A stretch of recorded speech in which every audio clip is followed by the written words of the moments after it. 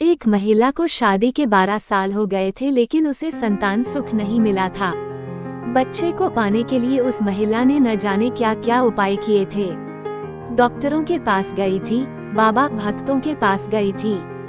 जिसने जिस मंदिर, जिस मस्जिद, गुरुद्वारा या चर्च में जाने के लिए कहा उस हर जगह गई थी। जिस भगवान का नाम लेने के लिए कहा उस भगवान का नाम लिया था, और जितने उपाय या उपवास करने के लिए कहे सब किए। कहते हैं ना कि अगर दिल से और तन मन धन से कोई चीज चाहो तो मिल ही जाती है। इस महिला को भी उसकी तपस्या का वरदान उसके बेटे के रूप में मिल ही गया। 12 सालों की दुख, दर्द और पीड़ा अपने बेटे का चेहरा देखते ही सुख, खुशी और संतुष्टि में बदल गया। लेकिन अभी शायद उसकी तपस्या बाकी थी, शायद भगवान को अभी उसकी और परीक्षा लेनी थी। जब उसका बच्चा 1 वर्ष का हुआ तो एक दूसरी महिला ने उसका बच्चा चुरा लिया।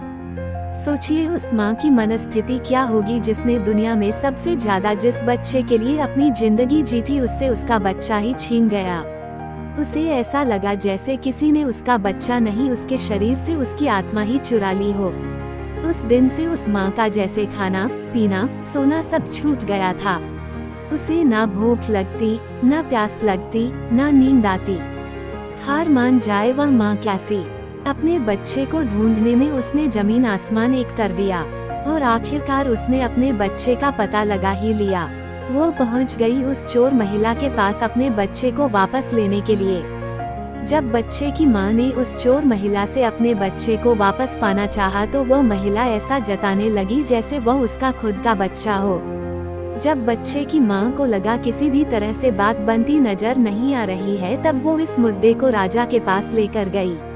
राजा के दरबार में दोनों महिलाएं हाजिर की गई। दोनों ही महिलाएं उस बच्चे पर अपना पूरा हक जताने लगी। राजा और उसके सभी दरबारी काफी आश्चर्यचकित और हैरान हो गए, क्योंकि बच्चे की सच्ची मां को पहचानने के लिए उन्होंने जितने भी सवाल बच्चे के बारे में दोनों ही महिलाओं से किए, जो उसकी आदतों, उसकी पसंद या उसके निशानों के बारे में थे, दोनों ही महिलाएं उसका सही जवाब दे रही थी। जब इस समस्या का समाधान निकलता नजर नहीं आ रहा था तो राजा ने अपने खास और सबसे समझदार मंत्री से इसका निराकरण करने के लिए कहा। मंत्री ने बिना 1 मिनट की देरी किए तुरंत राजा से कहा कि महाराज, मुझे लगता है कि ये दोनों ही इस बच्चे की मां है। इन दोनों का ही उस बच्चे पर बराबर का हक है। अगर आपको न्याय ही करना है तो सबसे बेहतर तरीका यही होगा कि आप बच्चे के 2 टुकड़े कर दीजिए और एक टुकड़ा दोनों माओं को बांट दीजिए। मंत्री की ऐसी बात सुनकर राजा के साथ साथ दरबार में हाजिर सभी लोग उनकी तरफ आश्चर्य से देखने लगे। राजा ने सोचा कि मंत्री के ऐसी मूर्खतापूर्ण बातों के पीछे जरूर कोई रहस्य होगा। वो बिना सोचे समझे ऐसी बात कभी नहीं कर सकते। राजा ने तुरंत अपने सिपाहियों से कहा कि मंत्री की बात पर अमल किया जाए और इस बच्चे के 2 टुकड़े कर दिए जाएं। बच्चे की असली मां ने यह फैसला सुनते ही राजा के पैर पकड़ लिए और बोली, महाराज, मुझ पर इतना जुल्म मत कीजिए। आप चाहे तो बच्चे को उस महिला को दे दीजिए, लेकिन उसके 2 टुकड़े कर मत मारिए। मेरा बच्चा मेरे पास नहीं रहा तो चलेगा, इस दुनिया में तो रहेगा। मंत्री जी ने राजा से कहा, महाराज, यही उस बच्चे की असली मां है और जो वहाँ पर शांत खड़ी है वह है चोर।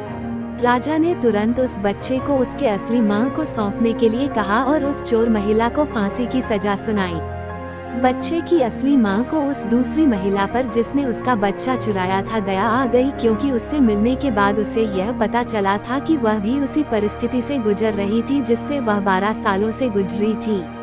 इस महिला ने अपने बांझापन के चलते अपनी गोद भरने के लिए उस बच्चे को चुराया था, और चुराने के बाद भी वह उस बच्चे को अपने खुद के बेटे की तरह प्यार करती थी।